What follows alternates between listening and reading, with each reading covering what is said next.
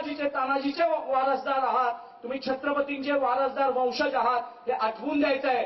विस्मृतीत केलेला हिंदूला, स्मृतिभ्रंश झालेल्या हिंदूला शुद्धीवर आणायचं आहे. म्हणून हिंदू राष्ट्र सेनेची आवश्यकता आहे. मला काही ठिकाणी मी जातो तेव्हा काही ठिकाणचे हिंदू म्हणतात नाही आमच्या इथे काय नाही, आमच्या इथे गडबड नाही, आमच्या इथे बडबड नाही. 2-4 आहेत मोमदे, खूप सज्जन आहेत. अहो 4 आहेत म्हणून सज्जन आहेत. डोंगरीत जा, भिवंडीत जा, मालेगावमध्ये जा, त्यांची सभ्यता रोजच्या रोज दिसते.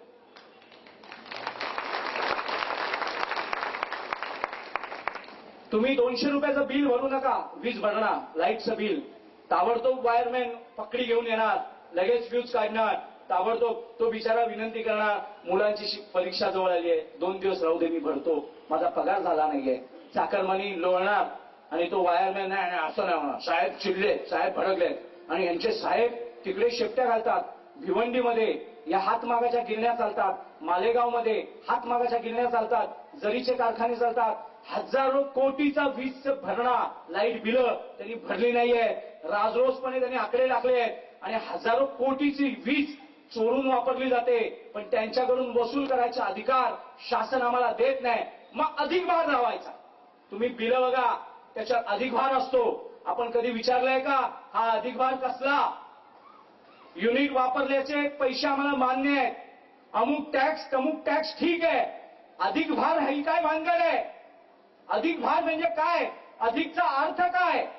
तो अधिक भार असतो या देशद्रोह्यांच्या घशात जो पैसा ओतायचा आहे तो तुमच्याकडून वसूल करायचा आणि त्याला नाव द्यायचं अधिक भार. आणि तुम्ही अधिक भार भरता. तुम्ही बसच्या तिकिटावर अधिक 15 पैसे असता. विचारलंय कधी कशाला 15 पैसे, कशाला 20 पैसे ते जास्तीचे? बांगलादेशाला द्यायचा निधी येतो. तुम्हाला माहिती अजून? तुम्ही सरकारला न्यायालयात जनहित याचिका टाकली की 20 पैसे कसले, अधिक 20 पैसे कसले, मी तिकिटाचे पैसे दिले, मग अधिक 15 पैसे कसले? एकच रक्कम घ्या ना, हा टॅक्स तो टॅक्स सगळं करा, मग अधिक भार कसला?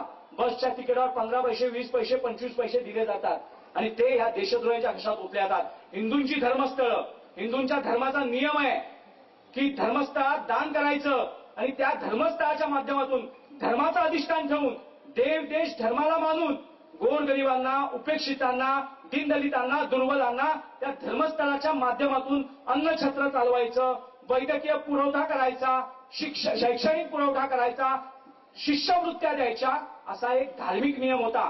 कारण समाजाने धर्माच्या नावाने दान केलेलं धर्मासाठी वापरता यावं. पण धर्माच्या नावाने हिंदू दान करतो निष्पापपणे, तो देवासमोर समाजाच्या कल्याणासाठी. लक्षात घ्या, देवाला तुमच्या 5-50 रुपयाची काही पडलेली नाहीये, देवाला तुमच्या देणग्यांशी काही घेणं देणं नाहीये, पण ती देणगी असते माझा हिस्सा समाजी योगदानामध्ये जावा आणि तो व्हाया धर्मस्थळाच्या माध्यमातून समाजामध्ये जावा. कारण तिथे भ्रष्टाचार नसतो, कारण ते धर्माचं अधिष्ठान आहे. आज एखादं किरकोळ उदाहरण सोडून द्या, पण ते धर्माचं अधिष्ठान आहे. आज हिंदूंच्या धर्मस्थळामध्ये ज्या देणग्या जमा होतात त्या राजरोसपणे अभयजींनी जसं वाचून दाखवलं तसं मुसलमान देशद्रोहांच्या घशात ओतल्या जातात. त्यांच्या मदरशांसाठी, ख्रिश्चन धर्मांतरण करणाऱ्या शाळांना 10-10 लाख हिंदूंचं देणगी दिली जाते. सिद्धिविनायक मंदिर झालं, अनेक देवस्थानांची आज सरकारने कब्जात घेतली आहेत. हे हज हाऊस आहे ना मुंबईमध्ये, त्या हज हाऊसने आजपर्यंत एकदा सुद्धा ऑडिट केलेलं नाही, एकदा सुद्धा कर भरलेला नाही. पण त्यांना जाब विचारणारी यंत्रणा नाहीये. केंद्र सरकारमध्ये, केंद्र सत्तेत, या भारतीय प्रशासकीय यंत्रणेमध्ये, आयकर विभागामध्ये असा एकही मायका सपूत जन्माला नाही आलाय की जो हज हाऊसला ऑडिट विचारेल. तुमचं दाखवा लेखाजोखा नाही. कारण या देशामध्ये सगळे नियम, सगळे कायदे, सगळे दादागिरी, सगळे दायके, सगळ्या गोळ्यांवर नाव लिहिलंय फक्त हिंदूंचं. शेतकऱ्यांनी आंदोलन करावं, गोळ्या खाव्यात. वारकऱ्यांनी आंदोलन करावं, गोळ्या खाव्यात. पण सीएसटीला बांगलादेशींसाठी आंदोलन केलं जावं, आमच्या आया बहिणी पोलीस खात्यातल्या मारल्या जाव्यात, त्यांची छात्या इतक्या चावल्या, रक्तबंबाळ झाल्या, एक गरोदर पोलीस भगिनी मारल्या गेली, पण तिचा रेकॉर्ड नाही. राखी सावंतने चुंबन घेतलं तर इलेक्ट्रॉनिक मीडियाची ब्रेकिंग न्यूज असते, मिक्काने चुंबन द्या. पण सीएसटीला झालेला दंगा दुसऱ्या दिवशी दावड्या झाला. तिथल्या आया बहिणींवर झालेले अत्याचार नोंदी सुद्धा करून घेतल्या गेल्या नाहीयेत. कारण भविष्यामध्ये कुठचा तरी देशभक्त, कुठची तरी देशभक्त यंत्रणा पेटेल आणि मागेल की पोलिसांवर काय अत्याचार झाले ते दाखवा. त्या पोलीस भगिनींना, त्या पोलीस बांधवांना सरकारकडून दम भरण्यात आलेला आहे. की याद राखा, जाहीर कराल तर अत्याचाराला. आणि स्वतःच्या पोटा पाण्यासाठी मुलाबाळांच्या भविष्याच्या भीतीने त्या पोलिसांनी ते जाहीर केलेलं नाहीये त्यांच्यावर काय अत्याचार झाले. त्या हिजड्यांमध्ये घोडांमध्ये आमची एक एक बहीण एक एक तास तिथे तडफडत होती. तिला मदत नव्हती. फायरिंग करायचे आदेश देण्याचा सामर्थ्य पुरुषार्थ सत्तेमध्ये नव्हतं. अधिकारी कर्तव्यावर होते. एक अधिकारी कर्तृत्व दाखवायला गेला तर पटनायक म्हणतो हा बास्टर्ड. अरे भडव्या, तो तर मातीला जागला. तू बास्टर्ड आहेस. तू कमिशनर व्हायच्या लायकीचा नाहीस. तू बिनबापाचा आहेस. तुला तुझ्या बापाची ओळख नसेल, तुला तुझ्या आडनावाचं भान नसेल, म्हणून त्या मूल्यांसमोर तू झुकलास. आणि आमचे देशभक्त दिवस रात्र जागरण करून स्वतःचं व्यक्तिगत आयुष्य उद्ध्वस्त करणारे पोलीस मारले जात असताना एक गोळी चालवू शकत नव्हतं तुम्ही. अहो फक्त एक गोळी चालवली असती ना, सगळे मूल्य गायब झाले असते. गायब. बांगलादेशला गेले असते, पाकिस्तानला पळाले असते. भागो भागो, हिंदू भडक आहे. पण एक गोळी चालवली नाही. शमशेर खान पठाण नावाचा एक निवृत्त एसीपी, पठाण ना, शमशेर खान पठाण नावाचा निवृत्त एसीपी, आमच्या पोलिसांचं तुम्हाला मी सांगतो, आमचे पोलीस निवृत्त झाले तरी कायद्याचे बांधले. ते बोलतात नाही हे नियमाच्या बाहेर, हे कायद्याच्या बाहेर आहे, हे घटनेच्या बाहेर आहे, आपण शिस्तीत चालूया, घटना मानूया. पण शमशेर खान पठाण एसीपी, सहाय्यक आयुक्त म्हणून ज्याची नियुक्ती असते, 2-3 पोलीस ठाणी ज्याच्या ताब्यात असतात, तो एसीपी रिटायर झाला.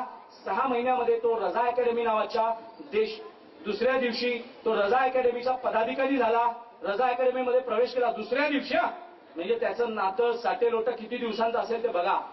आणि या रजा अकॅडमीचा इतिहास बघा, पूर्व इतिहास, सगळा पूर्व इतिहास देशद्रोहाने आकंठ बुडालेला आहे. देशद्रोहांची पार्श्वभूमी लागलेल्या बंडखोरी, देशद्रोह माजवणं हा त्यांचा धार्मिक अधिकार आहे, नैतिक अधिकार आहे. त्या रजा अकॅडमीचा दुसऱ्या दिवशी तो सदस्य होतो. नुसता सदस्य नाही, पदाधिकारी होतो. आणि बांगलादेशी घुसखोरांना सामाजिक बळ मिळावं, कारण 92 नंतर 93 नंतर रोज दिवस रात्र प्रोडक्शन फॅक्टऱ्या चालल्या आणि त्या कमी पडतात की काय म्हणून बांगलादेशी पाकिस्तानी घुसवायचे आणि भारतामध्ये मुस्लिमांची संख्या वाढवायची, राजकीय बळ वाढवायचं. या षडयंत्राने बांगलादेशी घुसखोरांची खूप मोठी घुसखोरी भारतामध्ये चालवलेली आहे. आणि त्या घुसखोरांना हुसकून लावू नये केंद्र सरकारने. हिंदू देशाचा भडकल्यावर सत्तेने ताबडतोब कायदा करून बांगलादेशी भगाव मोहीम हातात घेऊ नये म्हणून चित्त विचलित करण्यासाठी मुंबईमध्ये रजा अकॅडमीने एक आंदोलन केलं, मोर्चा केला. सांगितलं 2000 लोक येणार आहेत. आली 25,000 लोक, 50,000 वगैरे असतील की नाही शंका, पण 25-50,000 लोक आली. आणि आल्या आल्या त्यांनी दंगा चालू केला. तिथे जर एखादी बुरखाधारी बाई असती, तिथे जर हिंदू समाज असता तर त्याने कधीच बाईवर अत्याचार केला नसता, कारण आमच्या आई बहिणीच्या गर्भातून आम्हाला तसे संस्कारच मिळाले नाही.